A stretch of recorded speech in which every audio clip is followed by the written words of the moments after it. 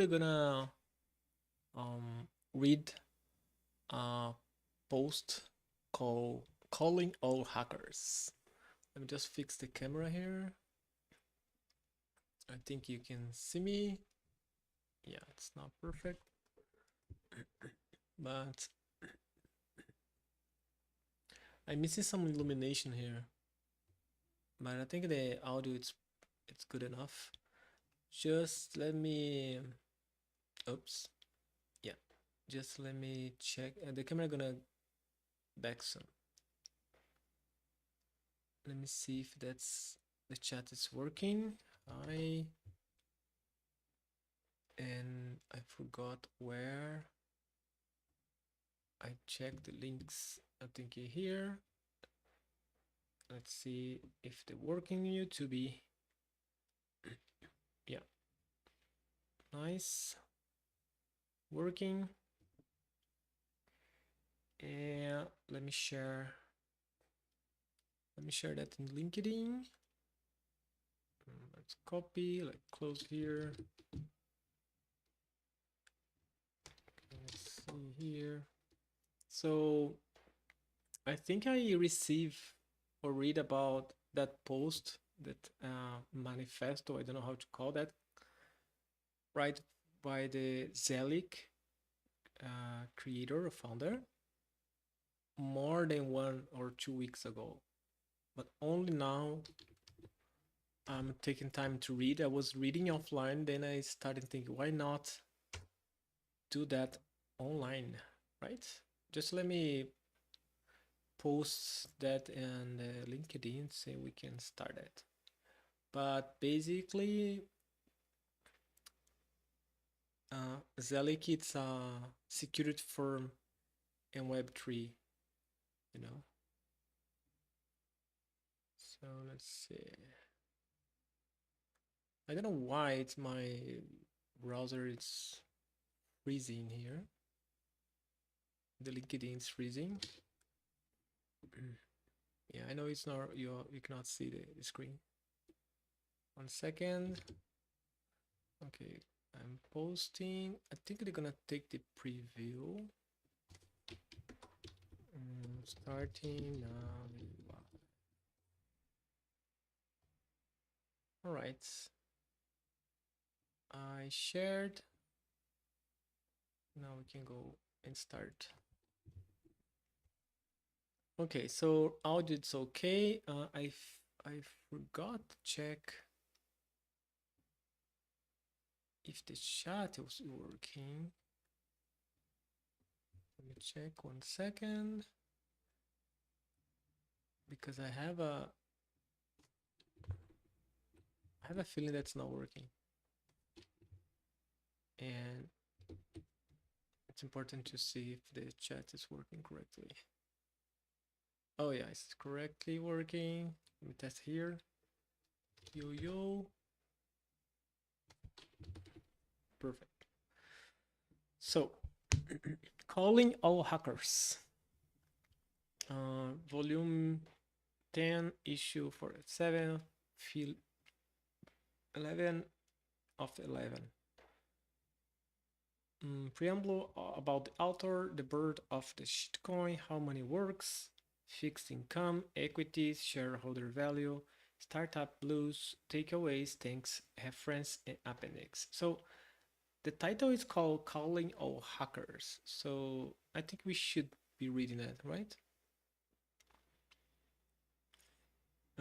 So hi, I'm CTS, also known as GF 256 or 256, ephemeral, or a number of others handle. And now a small business owner and CEO. In this article, I would like to share my experience walking these two different paths. Nice. A hacker is someone who understands how the world works. It's about knowing what happens when you type google.com and press enter. It's about knowing how your computer turns on, about memory training, A20, all of that. It's about modern processors, their caches, and their side channels. It's about DSI bootloaders and how the right electromagnetic faults can be used to jailbreak them. And it's about how Spotify and Widevine and IS, I call IS in Portuguese, but it should be AES, I think, and SGX works so you can free your music from the shackles of the RM. Oh no. Okay, I think we're back, right? Yeah, my internet here, I move out from Floripa, and the internet here is not too much stable.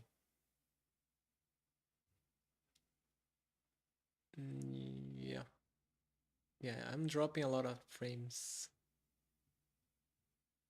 Yeah, that can be a problem to do live streams. But anyway, let's finish. It's about knowing how to bypass mail verification, how to bypass SMS verification, how to bypass that stupid fucking verification where you hold your driver license up to a webcam. Wait, what? Okay, I think the battery from my mouse is dead. So I just change that one. Okay. Rechargeable batteries. Best ones. Okay. Um okay, hold your driver license to webcam. Thank you, OBS virtual camera.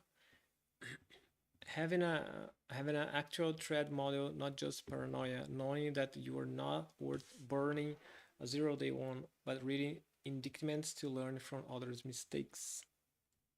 It's about knowing where to buy estradiol, Velaride on the internet, and how to compound injections, or the bodybuilder method, or to order your own blood test when the state requires a script to do so. It's about knowing which shipments give the US CPB by the vibe and which don't.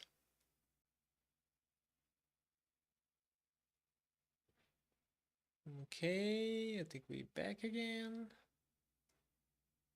And the internet here, it's not stable at all. My camera also is glitching. Okay.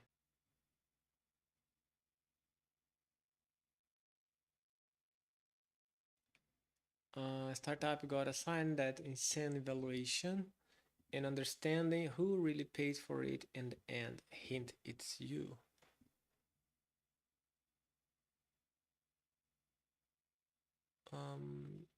Maybe if I disable my camera, maybe I can get more stable. Or that gonna keeping dropping.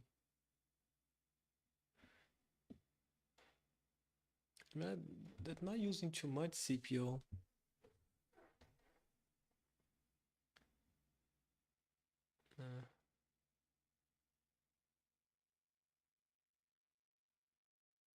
That's very bad. Okay, looks like we are stable again, I guess. Okay, let me know in the chat. My point is, it's not just about computers. It's about understanding how the world is made up of people as much as machines keeping society running. These machines are programmed by people. Let me disable the camera. I'm not using. I'm using the Wi-Fi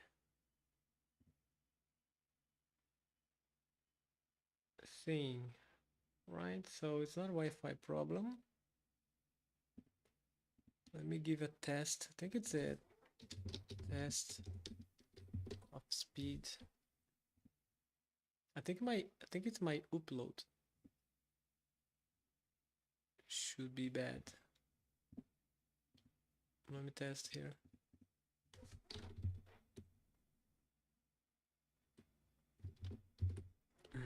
Okay. So that is what being a hacker is all about. About the author. I have been hacker for 30 years prior to founding Zellic. I help. So Zellic, it's that one. Zellic. Uh,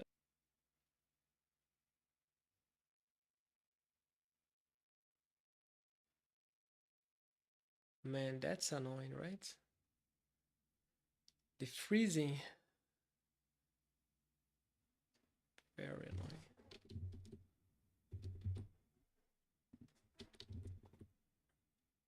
Look at that. My upload it's 1 MB. It's kind of impossible. Download it's okay. But 1 MB upload is fresh, right? So let me try to change my. I don't think I can change the velocity, can I?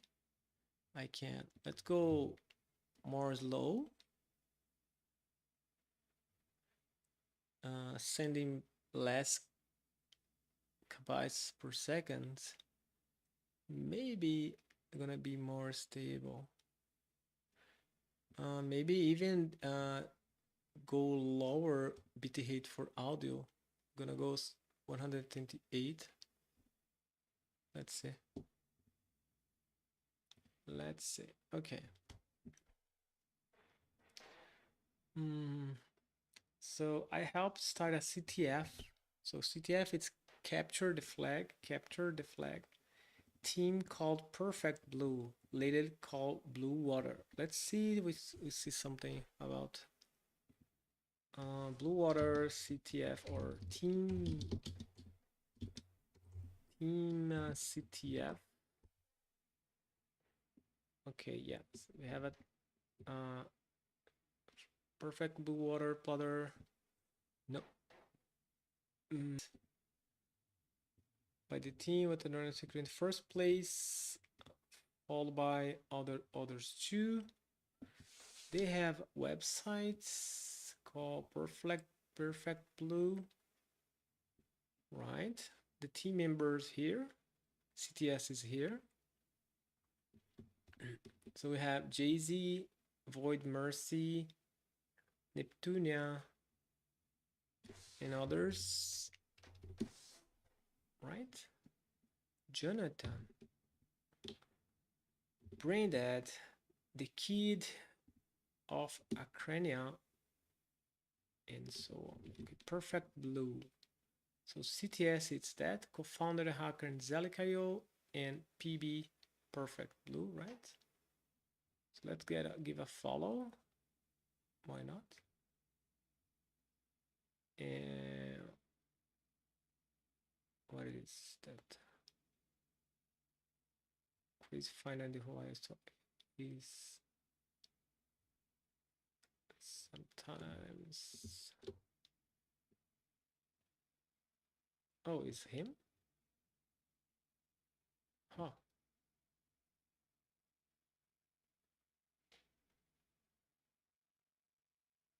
Huh. It's Korean or Chinese? Not sure. Okay, nice. So now I have a face. I have a feeling that I know that one. Maybe I not.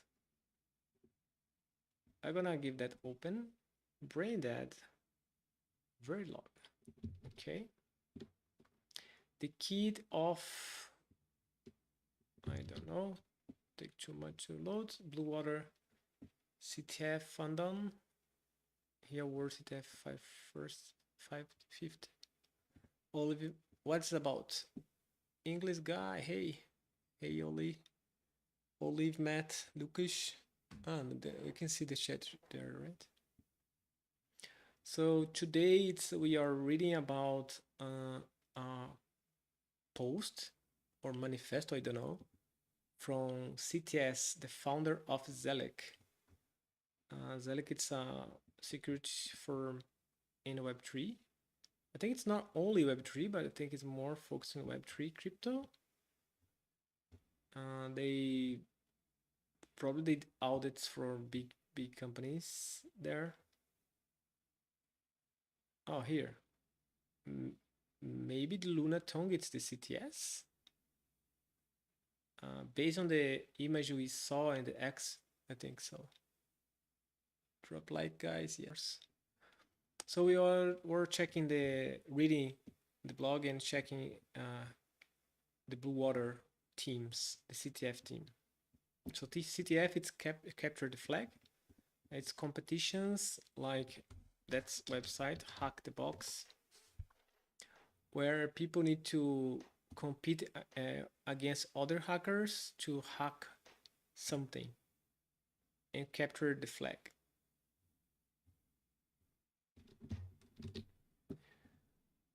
We later become the #1 ranked CTF team in the world. We have played in the DEF CON CTF. We won Google CTF, played CTF, and HitCon.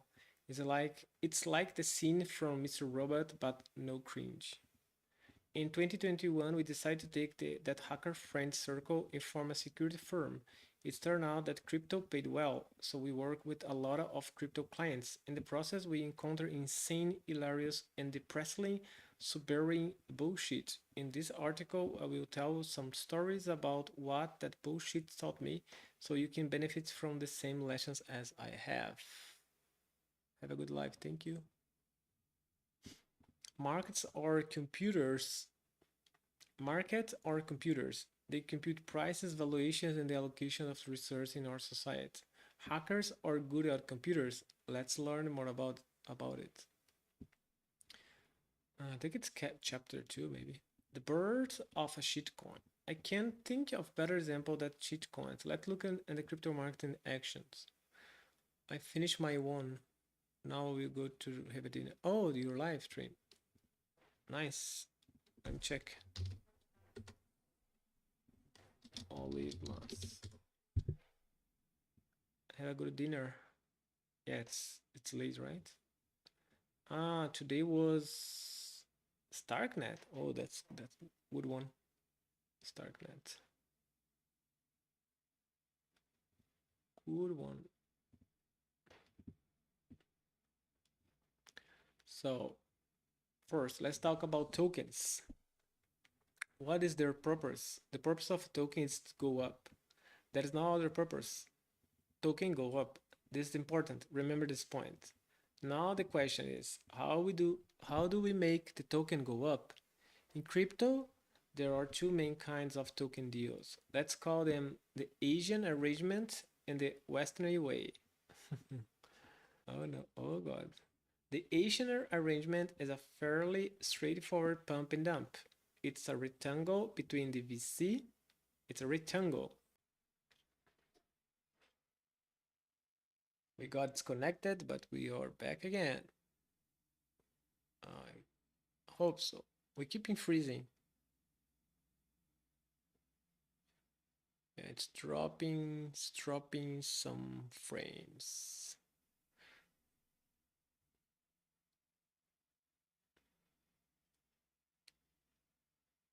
Okay, so let me go back my camera then. I thought it was the camera was a problem, but I think it's not a problem, the camera. Yeah, they probably gonna be freezing, but it's better freezing than nothing, I think. The fuck is verify? Okay.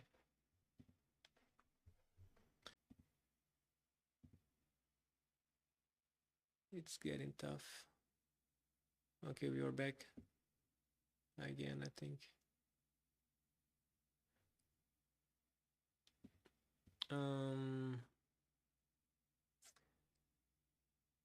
I think maybe even my, let's see if I have 4G here. And maybe my 4G is even better to do live stream, right? 1 second. Let me try check my 4G here, because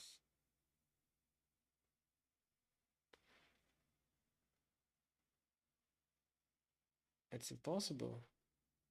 The freezing, right? Kind of annoying. We lost the flow. So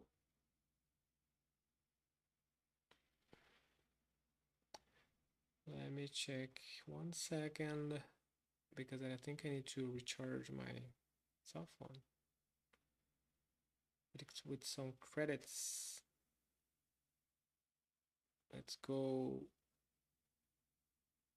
like that.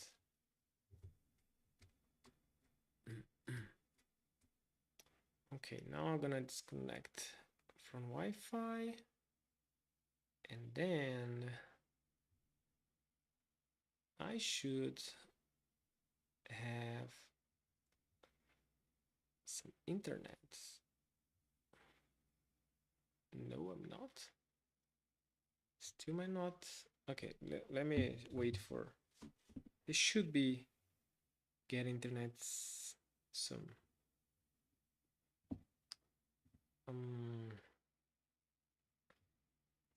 Okay, the market maker provides liquidity. So I think they're gonna put the 4 people in place, right? Here's the exchange. Now the market maker. The market maker provides liquidity. So the market looks really healthy and well traded. So it's easy to buy the token. In good deals, they are paid in the money called options on the tokens. So they are incentivized to help the token trade well. Their superpower is having a lot of liquidity to deploy in people on PagerDuty. PagerDuty is a website, something for ranking. Oh, that's I don't know. Incidents. Okay. Yeah, I think okay. The founder's job is to pump the token and shoo it on Twitter. They are the hype man, and it's their job to drum up the narrative and pump everyone's back.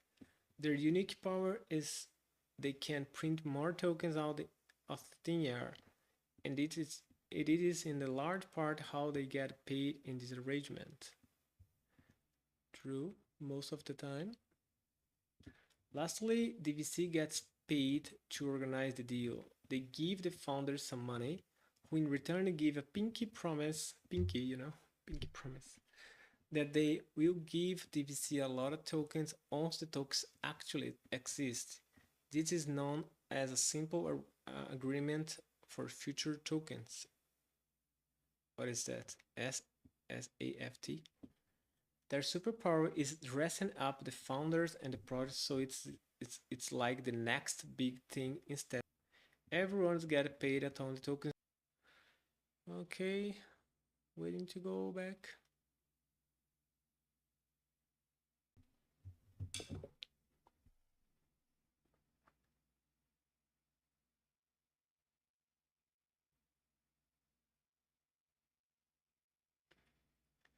Okay, go back. So crypto market maker, like the DEX, right? The decentralized exchanger, provide liquidity, make your fees. Crypto exchanges, listing fee tokens, token product, options fees, tokens of venture capital, cash, interest sex, and in the case centralized exchange, media makers in Chile. This machine worked exceptionally well in 2017, especially before China banned crypto. All these ICO shitcoins, Asian agreement, and it still work well to this day, except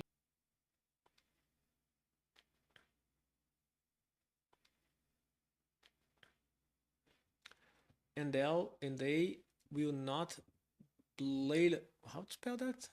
Blatantly. Okay, I was right. Blatant. Okay, I was right. Blatant, blatantly.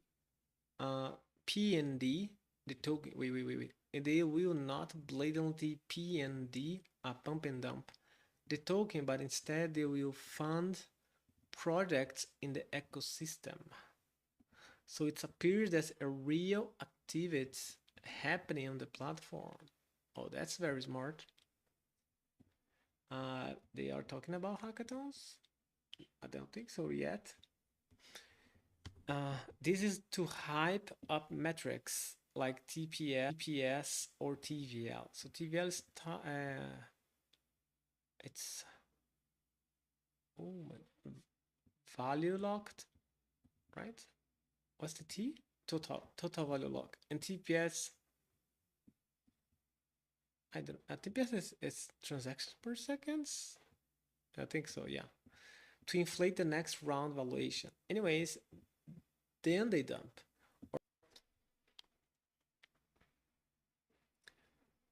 This is so you can collect your sweet bag and dump some secondary before someone else steals the narrative or the hype cycle moves on.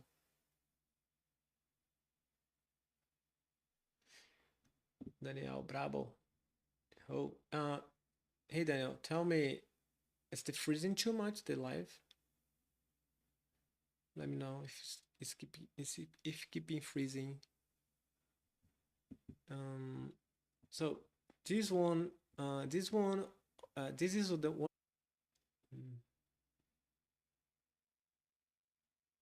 So that's dropping. It's freezing. The stream. It's dropping frames here. Let me know. Working all that. So pair that with some Psycho CO product manager. Remember, it is not about writing secure code, it's about shipping the fucking product. Good luck rewriting that in Rust. All that all of this work well until Luna. Then 3AC Genesis and FTX imploded in 2022. It still works, but you have to be less blunted now.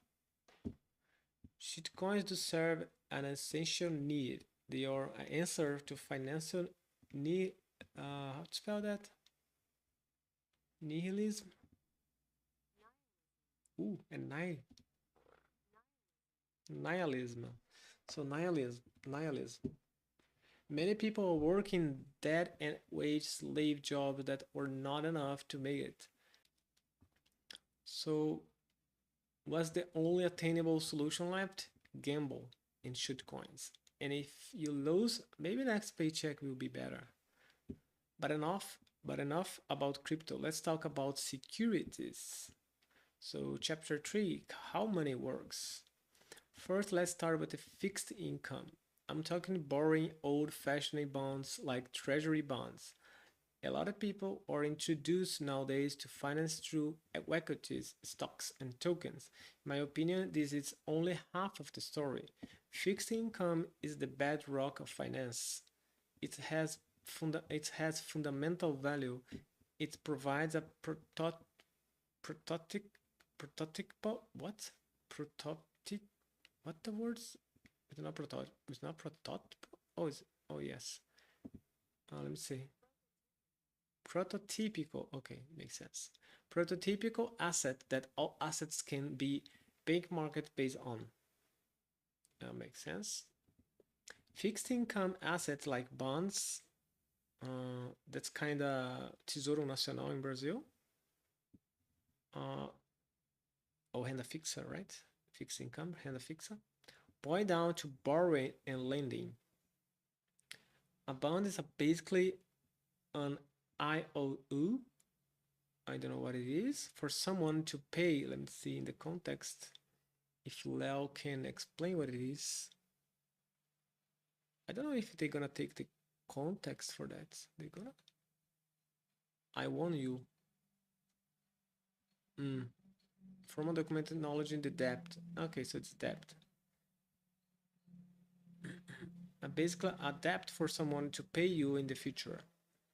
It is more useful. Yeah, that's something I figured out. It looks like they have some spikes. Yeah, it, the internet here is bad. I move out to the countryside in Santa Catarina. I will need to ask to upgrade the internet. Okay. It is more useful to have a dollar today than in a year. So lenders charge a fee for access to money. The access to money today. This fee is known as is interest, and how it is baked into the equation varies from asset to asset. Some bonds come with interest payments, whereas the other bonds are zero coupon. The most important thing is to remember that bonds are essentially an debt to pay X in the future. True, true, true. Yeah. Um, Here's an example. Let's say you like to borrow $100 to finance our upcoming project. The interest here is juros. The interest rate will be 5% per year. To borrow, tomar empréstimo, to borrow money, you would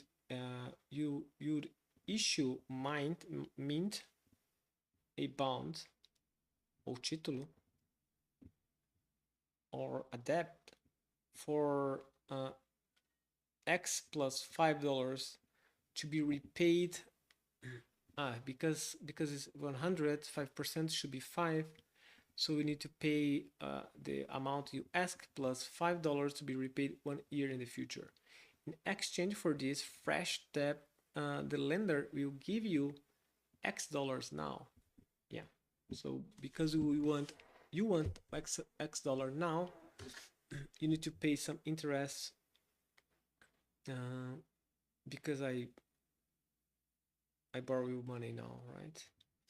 On the lender's balance sheet, they will be less X dollars worth of cash, but will also have gain plus $5 worth on an asset, your debt, creating $5 of equity. In contrast, you would have X more cash and assets, but also 5 liability, creating less 5 of equity. This example also works for depositing money in a bank. Here you are the lender. Yeah, when you deposit money in the bank, you are lending for the bank that's gonna lender for other people's. And the bank is the borrower. Your deposits would be liabilities on their balance sheet as they are liable to pay you back the deposit if you choose to withdraw. So here is the lender balance sheets assets for the lender. It's lending to you.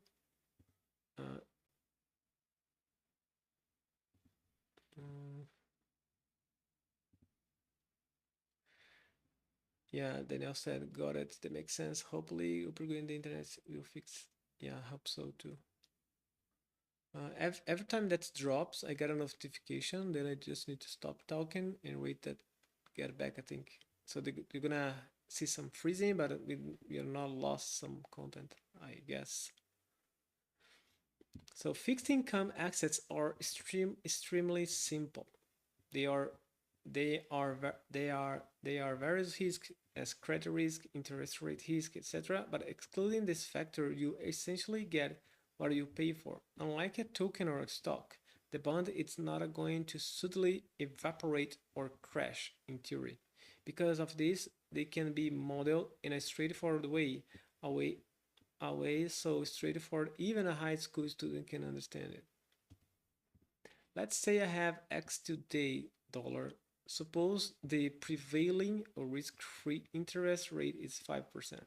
What is the value of this dollar in a year? Obviously, oh, that's some word I have a difficulty to spell.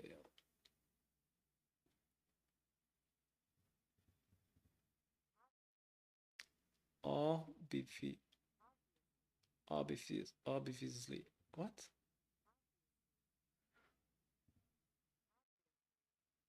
Obvious. I don't know how to spell that one. Uh, it it will be no less than uh, the money plus 1 0 using multiplication, right? So one, I'm gonna repeat the it's like it's like 100 plus 5%. That's the shortcut. 100 plus 5%. So they're gonna do multiplication by 5, and the percentage here is divide by 100. So it's the same, right? Multiply by 5, divide by 100. Then you're gonna take the result, that's 5, and go like the sum. So the other way to do that is go 100, multiply it by 1, so repeat the same value. Then I put the 5% divided by 100, that's 0.5, right? 5 divided by 100, 0.5 plus 1, then I go 100, and then we have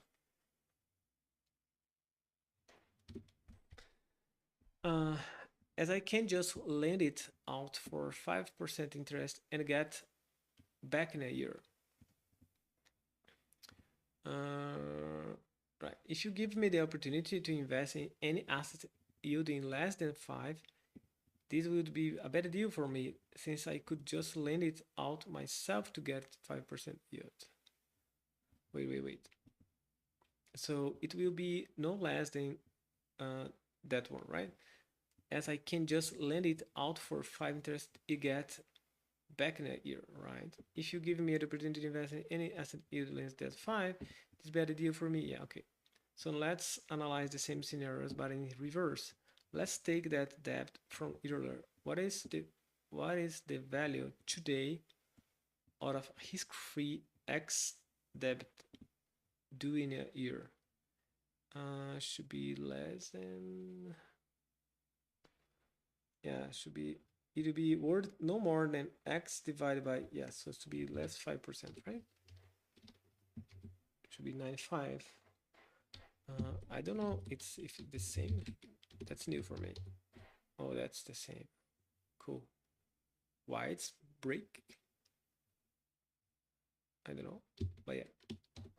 This is because with the X divided by $1 today, I could lend it out and collect 5% interest to end up with the X again in the future. Yeah.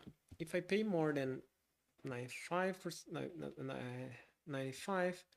I'm getting a bad deal since I'm locking up my money with you when it will be more capital efficient just to lend it out myself. You can probably see where I'm going with this. The present value of the X and some time t in the future is the money divided by 1 plus r, how to spell that? Exponential t. Wait, what is r? The rate? Yeah, it's the rate, right? So the rate, the t, yeah, r is the discount rate. Discount rate describes the decay of the value over time to interest, but also factors like potential failure of the asset. For example, if the asset is a company, business failure of the company. Now, if you have some asset which pays a series of future cash flows, in that case they call flows or function of t, we can model this asset as a bundle of I values ft during time 1, 2, 3, and so on. Then the present value for this asset is now you can do better modeling than what goes into many early stage venture deals. So here's the years as RT, the cash flow, and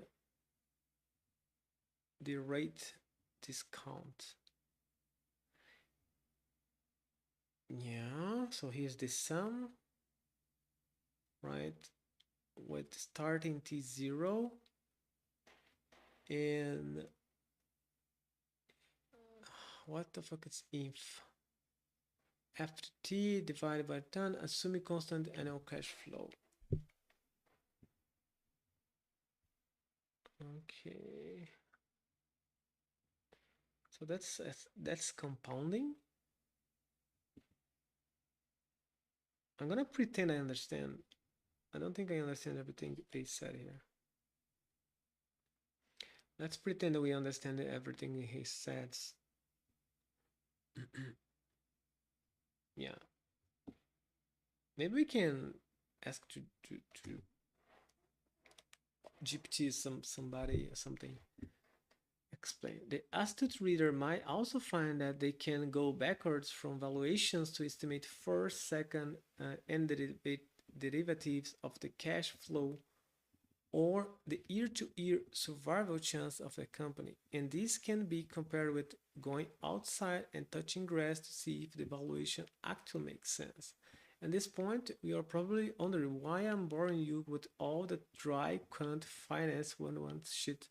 Well, it's a useful thing to know about how the world works. Okay, so let me see if it's gonna explain that in some way different. Nice one, draw. Um, at this point, one sec. Let's see if my internet here is. Oh, is that? No, no, no, no, no good.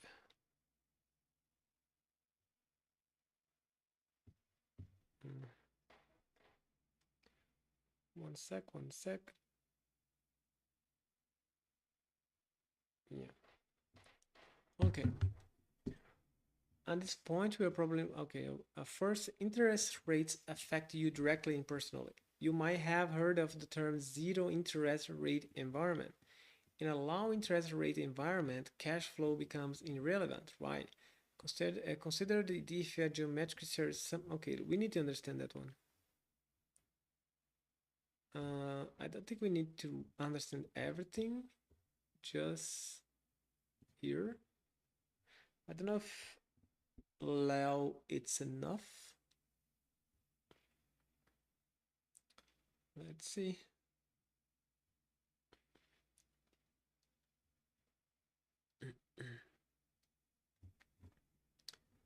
Okay, here they explain discounted cash flow analysis, the fundamental concept of finance for valuing investments. The core idea, money today versus money tomorrow. So money today is worth more than the same amount in the future because you can invest it and earn interest. If you have 100 today in interest rates or 5, you could have 105 in a year. So 105 next year is really only worth 100 today, right? The two perspective, forward looking, future value. So X today, etc. You would not accept an investment return less than 5 because you could just lend your money risk free for 5%.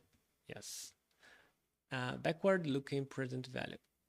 X in a 1 year worth only today. Why pay more than X divided by like X less 5% for a promise of X later when you could invest 9.5 yourself and get the same result? Okay, okay. So what it's saying here with the reverse backwards stuff is if I can have $100 and I know in the future it's gonna be 105, so why when I gonna accept you pay me 9.5 today, if I can invest, you're gonna value 100, so I should be accepting more, right?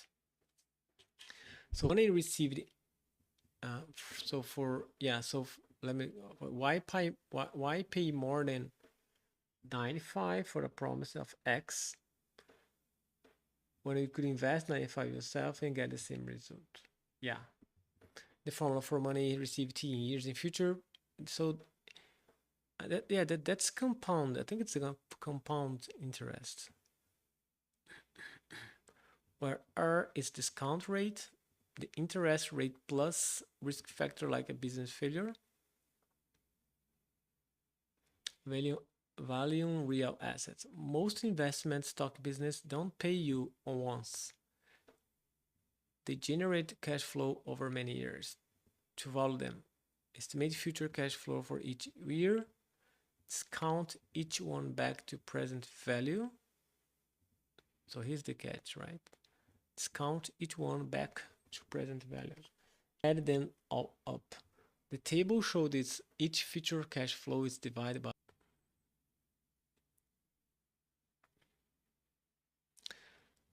Okay, so makes sense. So we are all talking about valuation here.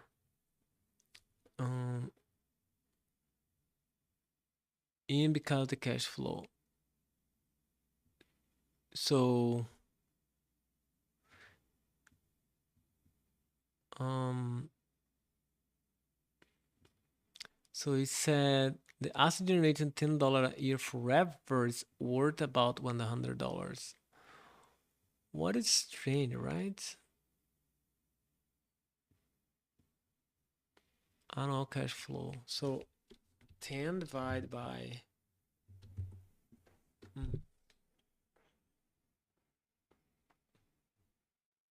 why?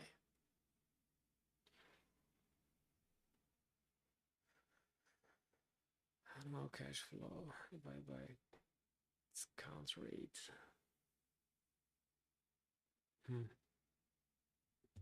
So if that's it's close to 100%,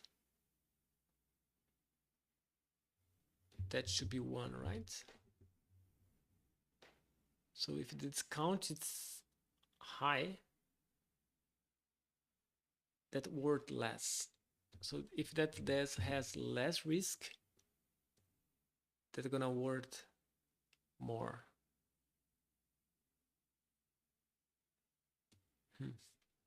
Why it's matter? The frameworks help you determine if the investment is overpriced or underpriced by comparing its price to the present value to expect future earnings. The author chiefly notes this is better analysis than what happens in many startup investments. Okay, explain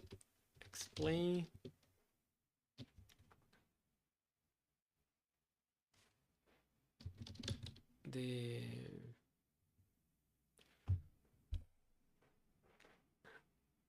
explain me what do I want to be explained? Discount rate and how that's relate valuation.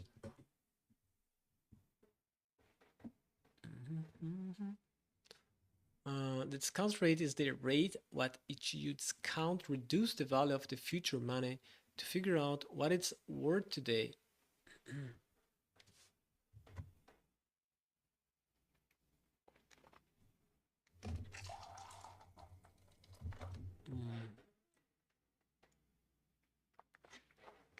That's almost click in my mind. The risk-free rate baseline.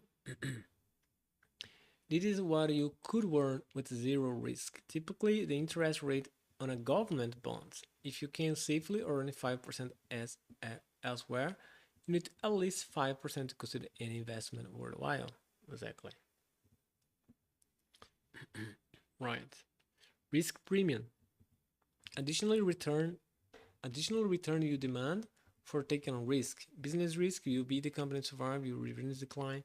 Market risk, execution risk. So discount rate, it's equal risk-free plus the risk premium. Yeah, it's the famous phrase called the higher the risk, the higher the payment, right? Because you're in a high risk to not get paid, so you need to be paid more. because that can be stop the cash flow. So for example, 5% the safe bond plus 10% startup risk. So you have 50% discount rate. So they call this discount rate because if they're gonna do the valuation, it's $100, we should be paying the discount that include the risk you're taking, right? How discount rate affects valuation? Discount rate has an inverse relationship with valuation. It's a crucial. Higher discount rate, it's lower the valuation. If you use a 20% discount rate, as $100 in a year, it's worth $83 today. Yeah, it's not wording. Yeah, it's wording, but like you're gonna pay less because you're taking more discount, but also more risk. $100 in 5 year, it's gonna be 40 today. Oh, that's a lot. Also, so that's because of time, right? Because it's because it's 20 5 times, right? So it's gonna be 84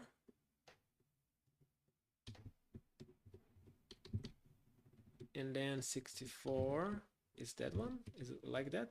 The counts? 80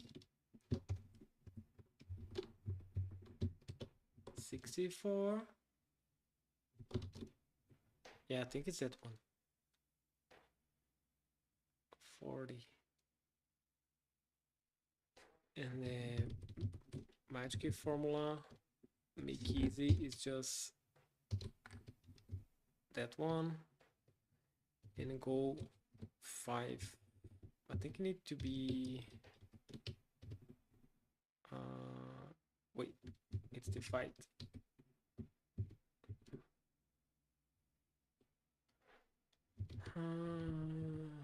Maybe it's what? Okay. Yeah, that's strange. 83. Yeah, it's very strange. I'm not trying to understand. Let's see, like that. No. What?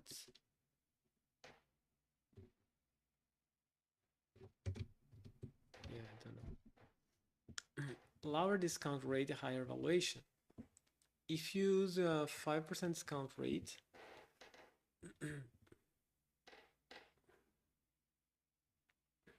okay. Real world example. Imagine a company generating 10 million annually forever. So the discount rate for safe utility is 5%. The valuation formula gonna be 10 millions divided by 0.005. So divide is subtracting. So it's subtracting 5% from 10 million.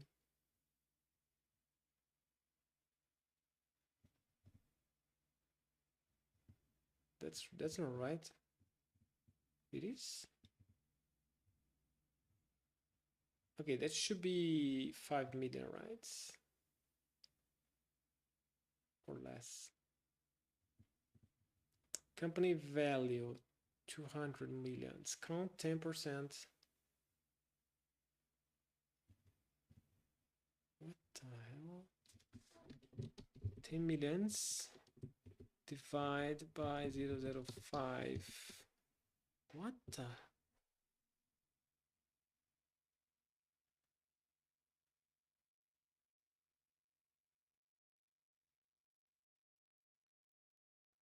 It's not one.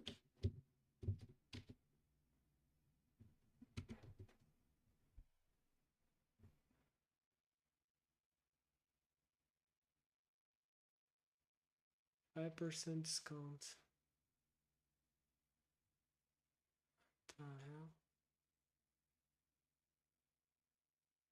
don't make any sense. So it's 10 million cash flow.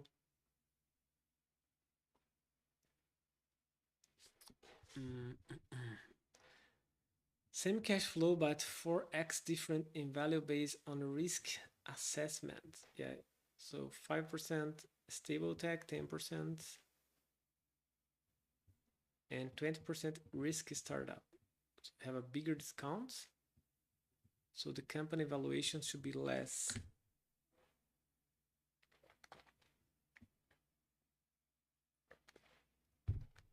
Right. Just the formula I don't understand.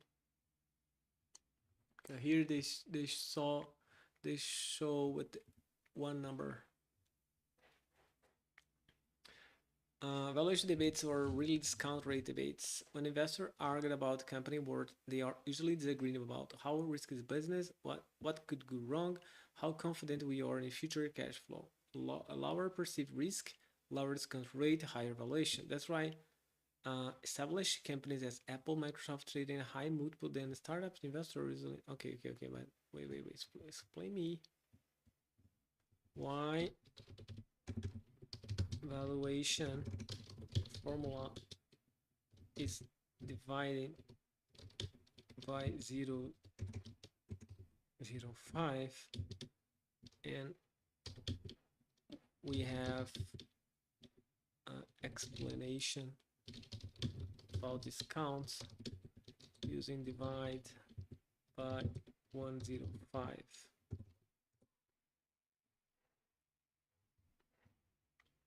You're asking great question that highlights a common point of confusion in valuation. Let me clarify the division between the two formulas. The two key formulas: single period discount in 1 year.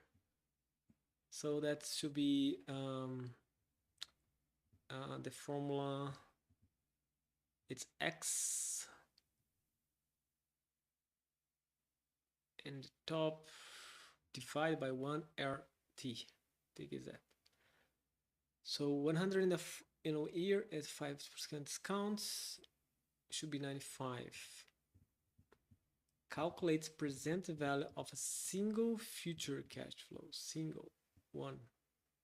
Okay. Perpetuate formula. Infinite cash flow. 10 million annual cash flow and a 5 discount. So the calculation here is 10 million divided by 0.5 calculates present value of infinite cash flow. Infinite. Oh, that's infinite.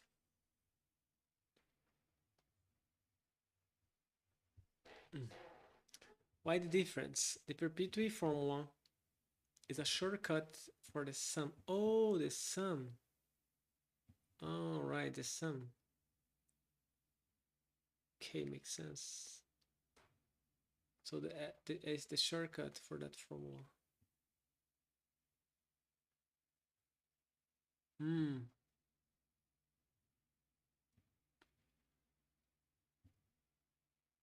Okay.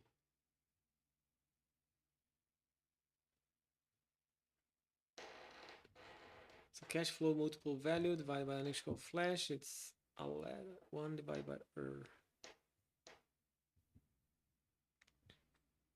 This is derived from the geometric series formula. The key insight is that when the cash flows continue forever, the sums converge to cash flow divided by in that case it's 1, right? Cash flow it's equal value divided by annual cash flow.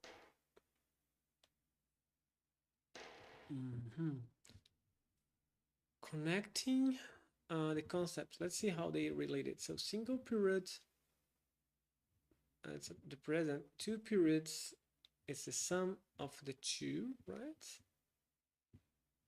Infinite periods, 2000 here.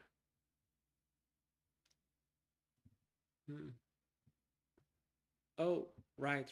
Because every time you go 1 year further, you use the same percentage in the lower value. So they're gonna hit that as an infinite value. The perpetuity formula is only valid when cash flow are constant or grow at a constant rate. Cash flows continue indefinitely. The discount rate is constant too. Why use instead a summing? Formula is a mathematical shortcut that saves time instead of summing infinite series, but you can direct confirm. Okay. Now make more clear. Right. The astute reader might also find that they can go backwards from valuation to estimate first, second, and derivatives from the cash flow, the year survival chance of the company.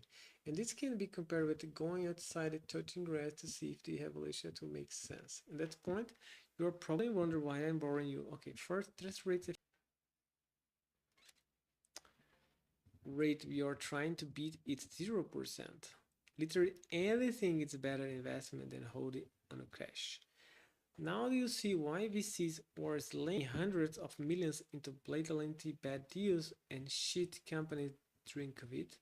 Cash flow and profitability didn't matter because you could simply borrow more money from the money printer.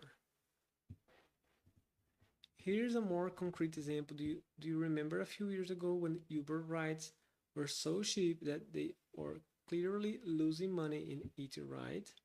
This is known as customer acquisition cost, the CAC. CAC is basically the company paying you to use their app. Go to their store, subscribe to the thing, whatever. The strategy is well known. Burn money to acquire users until everyone else dies and you become a monopoly. Then raise the prices. True? But here's the key point. This only works in a low interest rate environment. In such an environment, discounting is low and thus the future growing potentials value over profitability and fundamental in the present. It does not need to make sense today as long as it works 10 years from now. For now, we can keep borrowing more money to sustain the burn.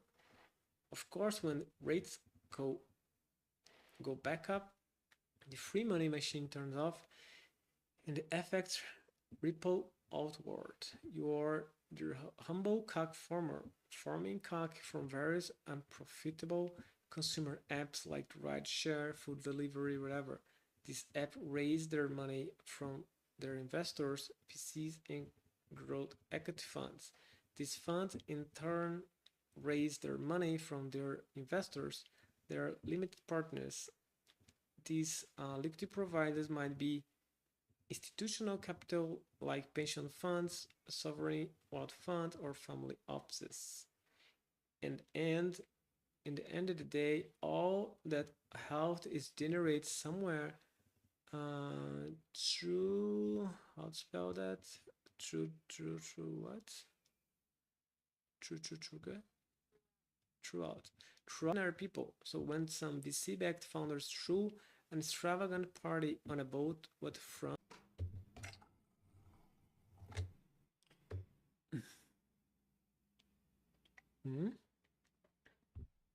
And when the money machine turned off, anyone who had gotten complacent under ZIRP is now left scrambling. Companies will overhire during ZIRP only to do layoffs when rates go up. The liquid cycle. Venture capitals, SoftBank, SL Bankmark, KPIC, Greylock, GC, LSP, Tiger, A16Z. Due to precipitation, Uber Eats, DoorDash, GameFi, Shitcoins, Lime, HelloFresh are profitable consumer apps. Surface runoff. The humble sending money from endowments, family offices, pension fund, that condensation to venture capital, and that keeping going. Second, credit is not inherently a bad thing if used responsibly.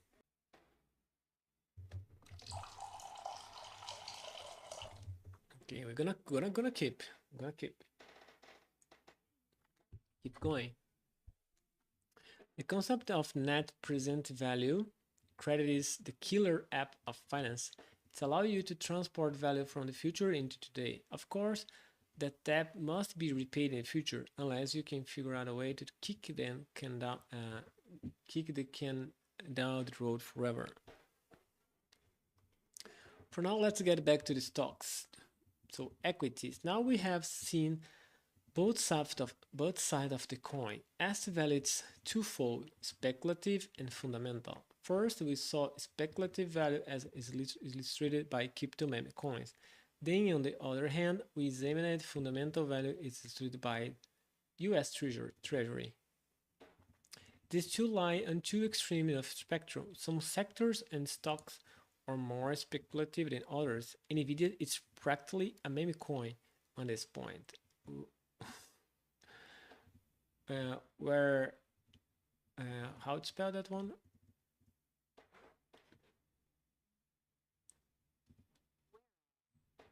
Whereas sometimes like Coca-Cola is, as we have seen, assets with a better cash flow are more valuable. In practice, buybacks can be used to create what is effectively effectively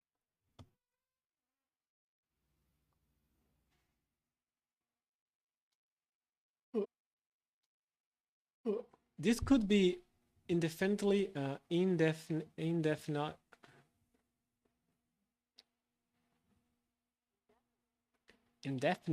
indefinitely indefinitely far in the future. So it's more capital efficient. It has the added benefits that it helps pump the token. In my opinion, this is kind of the cute because it marries both of the fundamental speculative aspects. Meanwhile, like token stocks are also supposed to go up. Here's an example. Imagine a generic meme coin. Apart from go up, what does it do? Nothing. Even if it's a governance token, who cares what the founders and VCs hold all the voting powers? Anyways, I'm describing Airbnb Class A common stock. Here's an excerpt from their S1. I don't know what S1 is. We have four series of common stock: Class A, Class B, Class C, Class each common stock. Collectively or common stock. The rights of a holder of Class A, B, C, and each common stock are identical except voting and conversion rights. Each share of Class A common stock is entitled to 1 vote. Each share of Class B common stock is entitled by 20 votes and is convertible at any time into 1 share of Class A common stock. Right. Holders of or outstanding share of Class B common stock will beneficially own 81% of our standing capital stocks and represent 99% of the voting power of the outstanding capital stock immediately following this offering. So here the name of beneficial owner. Class B shares, a lot of shares, almost 20%, power voting here. Nathan Joseph, entities affiliated with Sequoia Capital. Why do people buy tech stocks with inflated valuations? Some might because they believe that it will go up, that they will be dominant.